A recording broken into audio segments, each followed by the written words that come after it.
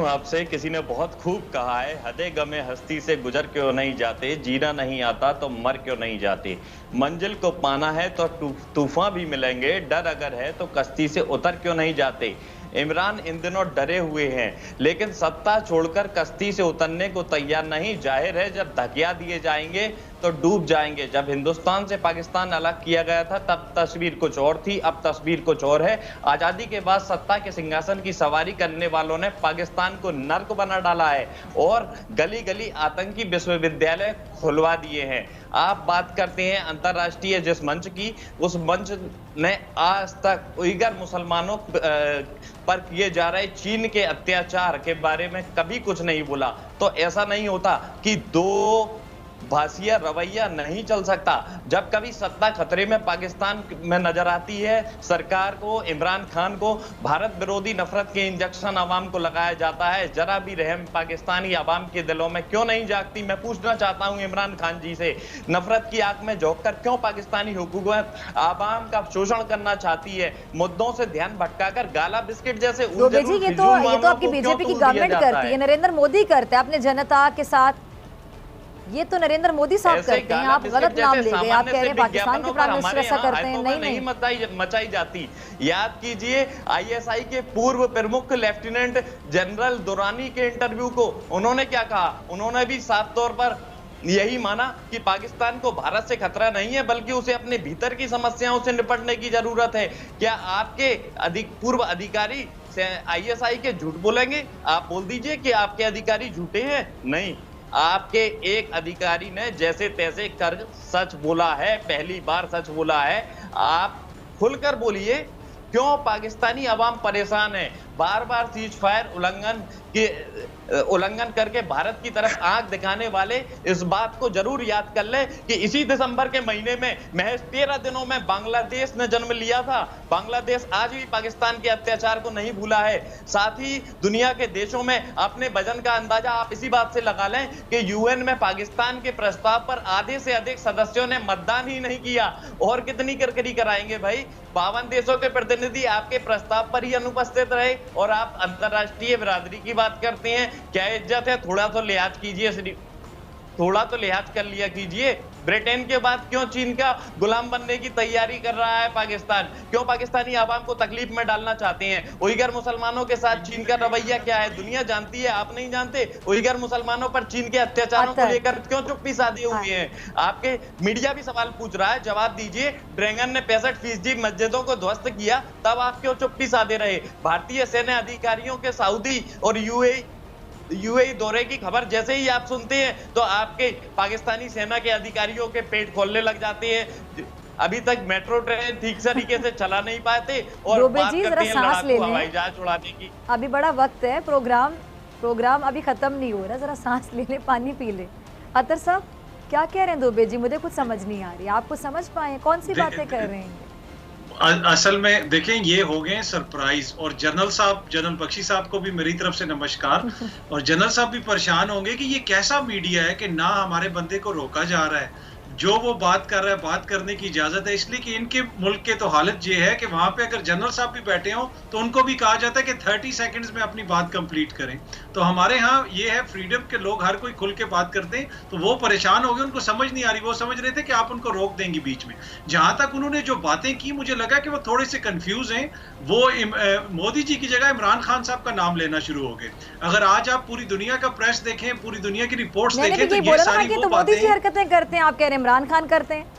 हाँ जी बिल्कुल, ये वो बातें हैं जो पूरी दुनिया में आज इंडिया के हवाले से हो रही हैं, प्राइम मिनिस्टर मोदी साहब के हवाले से हो रही हैं। उनके जो लेफ्टिनेंट्स हैं, जिस तरह योगी जी, जो ये कहते हैं कि आप मुसलमान लड़के जो शादी कर रहे हैं उस हवाले से भी मैं एक नया कानून लेके आऊंगा, लव जिहाद। तो इनकी तो सोसाइटी इतनी ज्यादा नीचे जा चुकी है गुज़िश्ता 4-5 सालों के अंदर। तो मेरा नहीं ख्याल कि इनके पास मॉरल अथॉरिटी है कि ये किसी और के ऊपर कमेंट करें। जहां तक ओआईसी का ताल्लुक है, 2 हफ्ते पहले ये लोग बगलें बजा रहे थे कि ओआईसी ने तो उसको मुद्दे को उठाया ही नहीं, ओआईसी ने रिजेक्ट कर दिया, ओआईसी ने ये कर दिया वो कर दिया। यहां तक कि ये जाके उनको बड़ी बड़ी ऑफर्स भी करते रहे। लेकिन बात ये है कि जब आप जुल्म की इंतहा कर देंगे तो अंधा और बहरे शख्स को भी वो नजर आएगा। So there is a limit to everything. जो आप लोग वहां पे कर रहे हैं, चाहे वो कश्मीर हो, चाहे वो आपकी दीगर माइनॉरिटीज हों, तो लोगों ने तो आवाज उठानी है और लोग आवाज उठा रहे हैं। और ये बड़े अरसे के बाद जो है अब लोगों को ये सारी चीजें सामने नजर आना शुरू हुई। और आखिर में मैं इतनी बात कहूंगा, इन्होंने कहा कि आईएसआई की अदाकारी ने ये कहा, आईएसआई के जो एहलकार हैं उन्होंने हमें बहुत कुछ पिछले दिनों बताया कि किस तरह आप हमारे मुल्क में दहशतगर्दी कर रहे हैं। तो हमें तो पूरा यकीन है कि आईएसआई सच बोलती है। वो आप लोगों को अभी समझ आया है शायद, तो आईएसआई बिल्कुल हमेशा से सच बोलती रही है। आप हमारे मुल्क में जो कुछ करवाते रहे, बांग्लादेश से वो शुरू हुआ, अभी तक वो बलोचिस्तान में जारी है, लेकिन उस वक्त तो बांग्लादेश बहुत दूर था। अभी वो सूरत हाल नहीं है। आपको इसका करारा जवाब भी मिलेगा, करारा जवाब भी मिलेगा। जनरल बख्शी साहब, आपकी तरफ आना चाहूंगी। ठीक है जनरल साहब, आप अगर अतर की किसी बात का जवाब देना चाहिए वो भी दे सकते हैं। जरा मेरा भी सवाल सुन लीजिएगा कि लद्दाख की हैसियत में तब्दीली को चीन ने तस्लीम नहीं किया और भारतीय फौज को, भारतीय सेना को सख्त हजीमत का सामना करना पड़ा है। क्या भारतीय जो फौज है, आपकी जो सेना है, आप लोग सेना कहते हैं हिंदी में, चीन के साथ आपकी भारतीय सेना मुहाजराई की ज्यादा अरसे तक मुतहम्मिल हो सकती है? अफोर्ड कर सकते हैं आप ये? आप बिल्कुल फिक्र ना करें हमारा। मैं आपको यकीन दिलाना चाहता हूं कि हमारी फौज है जो कि पिछले तकरीबन 30 सालों से सियाचिन में 21,000 फुट की ऊंचाई पर पूरे साल रहती है। 15,000 फुट की ऊंचाई पर ईस्टर्न लद्दाख में ऑपरेट करने में वी हैव नो प्रॉब्लम्स।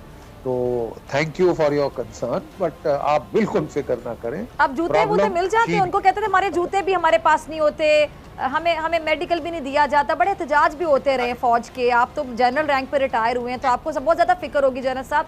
अब जूते वगैरह दिए जाते हैं जब इतनी ऊंचाई पर उनको भेजा जाता है?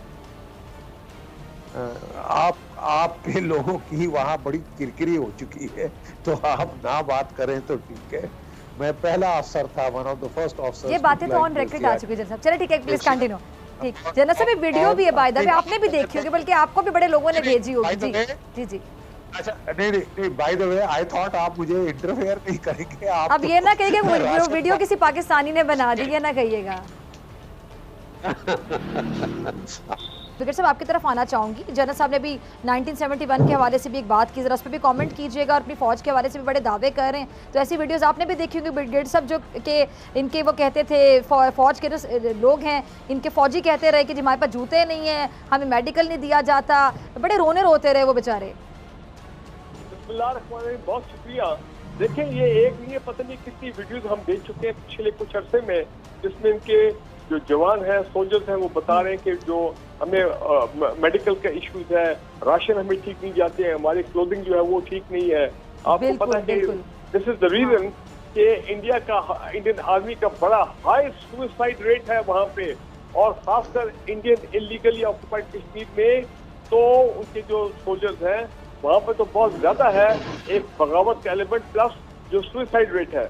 मैं बड़ा आज चले एक लिहाज से खुश हूँ कि जनरल साहब जो है वो थोड़ा आज हल्के मूड में लग रहे हैं, लेकिन मुझे जनरल साहब की वो वीडियो याद है कि जब लद्दाख में आज से चंद महीने पहले कैसे चाइनीज आर्मी ने जो इंडियन आर्मी का और वहाँ पे जो लोग थे उनका जो हशर किया, और कैसे जनरल बख्शी प्रोटेस्ट करते थे, चीख कर प्रोटेस्ट करते थे कि ये हमारी फौज को क्या हो गया है, ये फौज नहीं है, ये तो लगता है कि ये अब डंडों से जो है उससे भी नहीं लड़ सकते।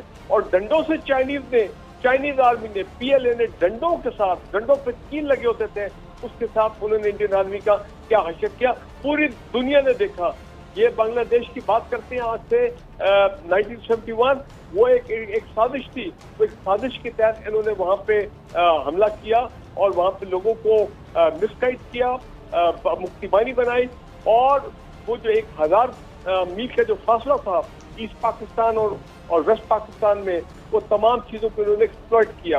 भारत वो एक हिस्ट्री का, वो तो अब एक मादी का हिस्सा बन चुका है। इम्पोर्टेंट चीज ये है कि अब सब चीजें उल्टी हो गई हैं। दुनिया अब मान रही है कि इंडिया है जो कि स्पॉन्सर है स्टेट टेररिज्म का, इंडिया है जो कि रीजन में डिस्टेबलाइज करने की कोशिश कर रहा है, ये है जो कि, और हमारे डोसियर जो अभी आया है जो कि हर बड़े जो दुनिया का ओहदेदार है उसकी टेबल के ऊपर वो अब जा रहा है, जिसमें क्या क्लियरली बताया गया कि कैसे ये सीपैक को डिस्ट्रक्ट करना चाहते हैं, कैसे सीपैक को ये टारगेट करना चाहते हैं, लेकिन इनकी वो चीजें पूरी नहीं होंगी क्योंकि सीपैक इरिवर्सिबल है। सीपैक अब बहुत आगे ऑपरेशनल हो चुका है, गवादर ऑपरेशनल हो चुका है, ये जो मर्जी कर ले, लेकिन सीपैक जो है वो अब उसका कुछ नहीं बिगाड़ सकते। और बल्कि मैं ये भी कहूँ कि हम हैरान हैं, $500 मिलियन प्राइम मिनिस्टर मोदी की सरबराही और अजीत डोवल ये लोग बनाते हैं एंटी सीपैक सेल, और भाई और 700 कुलभूषण की एक फोर्स खड़ी करते हैं। ये पूरी दुनिया को ये इंफॉर्मेशन चली गई है और दुनिया एविडेंस के साथ ये देख रही है। 700 कुलभूषण की फोर्स है, और भाई आपके एक कुलभूषण तो लाइव हमारे पास है पिछले 4 साल से, जो सीपैक के खिलाफ बलूचिस्तान को डिजिटलाइज करने में उसका नेटवर्क पकड़ा गया। इंडिया ने आपको निकाल दिया क्या बहाल से। रॉ जो है वो उन्होंने वहां पे उनकी बड़ी तस्दीक हुई अपना ईरान में। तो कहने का मतलब ये है कि आप जितने मर्जी फोर्स रेस कर लें कुलभूषण जाधव के, हशर उनका वही होगा कि इवेंचुअली वो सब पकड़े जाएंगे या मारे जाएंगे, हमारी कस्टडी में आ जाएंगे। और दुनिया और इंटरनेशनल कोर्ट ऑफ जस्टिस ने कैसे कुलभूषण का कन्फेशनल स्टेटमेंट देखा, सुना सारी दुनिया में। अब आप बताएं कि इस किस्म की जब बदनामी है, और पहले ये हमें कहते थे, अब तो ये खुद, मैं दोबारा दोहरा रहा हूं इंपॉर्टेंट चीज, sponsor of state terrorism, Afghan peace process को ये खराब करने की कोशिश कर रहे हैं, दाइश को ये सपोर्ट करेगा अफगानिस्तान में पाकिस्तान के खिलाफ। 66 ट्रेनिंग कैंप्स मिलिटेंट्स के अफगानिस्तान में हमारे खिलाफ, ताकि बलूचिस्तान को डिस्टेबलाइज कर रहे हैं केपी में। And we reserve the right, Pakistan army reserve the right to hit at those training camps. और इसके अलावा 21 ट्रेनिंग कैंप इंडिया के हैं। अब आप मुझे ये बताएं, ये तो लगता है पूरी दुनिया में दहशतगर्दी का ठेका इन लोगों ने ले लिया हुआ है। ये तो इस इलाके की इकोनॉमी के दुश्मन है, इस इलाके की स्टेबिलिटी के दुश्मन है। Afghan peace process, Afghan dialogue को स्पॉइल करने की कोशिश कर रहे हैं। तो मुझे आप ये बताएं कि ये चाहते क्या है, अंदर क्या जो हालात है, अंदर के हालात, मुसलमानों को ये मार रहे हैं। अब लेटेस्ट रिपोर्ट आ रही है amnesty international human rights council के, जनाब मुसलमानों को ये मार रहे हैं इंडिया में, उनके जेनोसाइड मुतवक्को है, उनकी एथनिक क्लेंजिंग हो रही है। कहा इंडियन इलीगली ऑक्युपाइड कश्मीर, और वहां पे जो कुछ हो रहा है ये अब वही चीज इंडिया में शुरू हो गई है। तो बात करते हैं ये चाइनीज की, और भाई इसलिए कि चाइनीज ने खूब ठीक ठाक इनकी क्लास ली है, तो इनको चाइनीज से तो बड़ी प्रॉब्लम है। और चाइनीज जो है ना अपना लद्दाख में और ना कहीं पे और इनकी जो है इनकी चलेगी उनकी चाइनीज के खिलाफ, बिकॉज चाइनीज की मिलिट्री माइट जो है PLA की वो कई गुना ज्यादा है। Quality of man power, training of man power, weapons, ये तमाम चीजें, उनकी इलेक्ट्रॉनिक वॉरफेयर कैपेबिलिटी। तो इंडियंस तो घबरा रहे हैं, वो कहते हैं किसी तरह पाकिस्तान के साथ कुछ हम करें, कुछ यहाँ फॉल्स फ्लैग ऑपरेशन में कुछ अचीव कर ले, ताकि दुनिया के सामने हमारी कुछ स्पेस सेविंग हो जाए, जो चाइनीज ने हमारे साथ किया है। और चाइनीज ने बड़ा क्लियरली कह दिया है, अगर आपने सीपैक के ऊपर कोई नजर रखी, सीपैक को आपने मैली आंख से देखा, तो हम आपकी ईंट से ईंट बजा देंगे। अब आप मुझे बताएं, प्राइम मिनिस्टर मोदी से ज्यादा मैं समझता हूँ कि और कौन अच्छा दुश्मन हो सकता है इंडिया का, जो उन्होंने एक्सटर्नली और इंटरनली जो उन्होंने इंडिया की हालत जो है वो कर दी। ठीक है जी, ठीक है जी। जी दुबे जी, है कोई जवाब आपके पास ब्रिगेडियर साहब की बातों का? और जरा बताइएगा ना, एक तरफ आप कहते हैं कि पाकिस्तान आपसे छोटा देश है, छोटा मुल्क समझते हैं आप रकबे के लिहाज से, आबादी के लिहाज से, जिस तरह भी समझ लें, और फिर साथ आपके हवास पे हर वक्त पाकिस्तान ही सवार रहता है। इतनी साजिशें क्यों करते हैं पाकिस्तान के खिलाफ? पाकिस्तान की तरक्की आपको क्यों हजम नहीं होती, क्यों बर्दाश्त नहीं होती? समस्या ये है आप लोगों की कि आप दुनिया के सामने कर्ज लेने के लिए जब जाते हैं तो कोरोना जैसी महामारी का बहाना बनाते हैं, लेकिन हथियारों की होड़ में आप उसी कर्ज लिए हुए पैसे का इस्तेमाल करते हैं। इमरान खान दुनिया में गाना गाते घूम रहे हैं कि इस समय हमारे जैसे छोटे मुल्क को राहत मिलनी चाहिए, कर्ज अदायगी में कुछ रियायत मिलनी चाहिए, लेकिन नहीं, हथियारों की होड़ में पाकिस्तान हमेशा आगे है, पॉल्यूशन फैलाने में पाकिस्तान हमेशा आगे है। अंतर्राष्ट्रीय समस्या सबसे बड़ी आतंकवाद, जिस पर कभी ध्यान नहीं दिया जाएगा, लेकिन पाकिस्तान में उसका लालन पालन जरूर किया जाएगा। क्यों नहीं पाकिस्तान में आतंक के खिलाफ कड़ी कार्रवाई की जाती?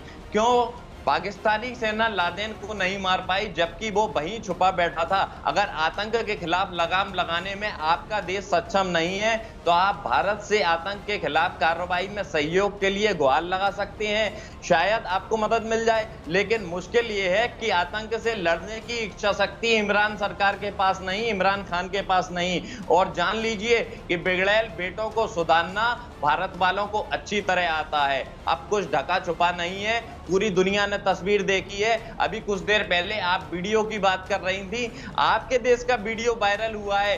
पूरी दुनिया ने देखा कि कैसे दूल्हे को एक शादी में AK-47 राइफल दहशतगर्दी के लिए खून बहाने को दी जाती है। मौजूदा हालात में इमरान डरे हुए हैं।